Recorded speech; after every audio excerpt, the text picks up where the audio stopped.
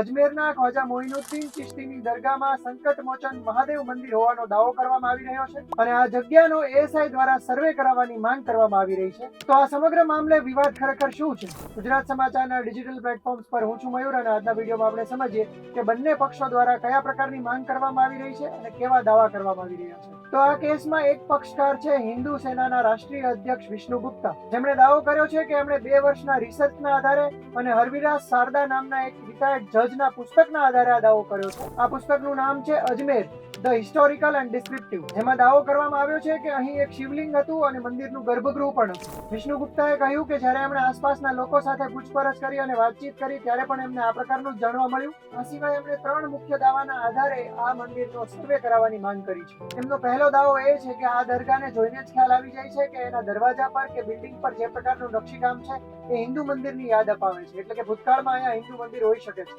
બીજો એમનો દાવો એ છે કે આ દરગાહનો ઉપરનો જે ભાગ છે એ જોઈને પણ અંદાજ આવી જાય છે કે ભૂતકાળમાં અહીં મંદિર હશે અને એને તોડીને દરગાહ બનાવવામાં આવી હશે. ત્રીજો મુખ્ય દાવો એમનો એ છે કે ભૂતકાળના સમયમાં શિવ મંદિરો છે એ ઝરણા કે પછી સરોવરની આસપાસ બનાવવામાં આવતા હતા અને એની આસપાસ વૃક્ષો અને પાણી જોવા મળતા હતા. આ પ્રકારનું લોકેશન અહીં પણ જોવા મળે છે, માટે પણ કહી શકાય કે અહીં ભૂતકાળમાં શિવ મંદિર રહ્યું હશે. આ કેસમાં બીજો પક્ષ છે અજમેર દરગાહ પ્રમુખ ઉત્તરાધિકારી અને ખ્વાજા વંશજ નસીરુદ્દીન ચિશ્તીનો.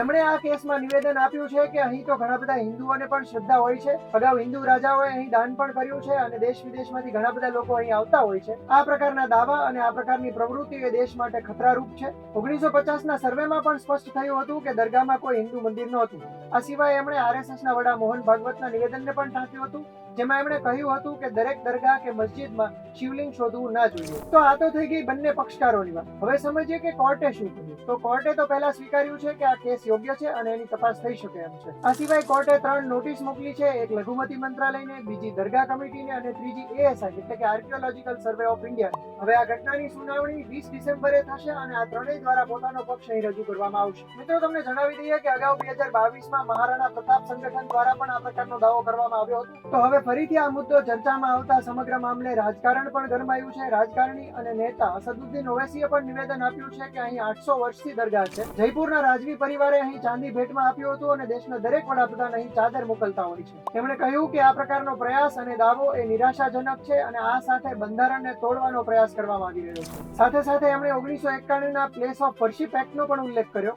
મિત્રો, પ્લેસ ઓફ વર્શિપ એક્ટ 1991 એવું દર્શાવે છે કે 15 ઓગસ્ટ 1947 એટલે આઝાદી મળી ત્યાર પછીથી કોઈ મસ્જિદને મંદિરમાં કે મંદિરને મસ્જિદમાં ફેરવી શકાય નહીં, એટલે કે ધાર્મિક સ્થળોને એકમાંથી બીજામાં બદલી શકાય નહીં. જોકે મે 2022માં સુપ્રીમ કોર્ટે એવું કહ્યું કે જે તે ધાર્મિક સ્થળનો નેચર ના બદલી શકાય, પણ એની તપાસ તો કરી જ શકાય. અને એ જ કારણ છે કે દેશમાં વિવિધ પ્રકારના ધાર્મિક સ્થળો પર છેલ્લા કેટલાક સમયથી તપાસ ચાલી રહી છે. આર્કિયોલોજીકલ સર્વે દ્વારા એની તપાસ પણ કરવામાં આવી રહી છે.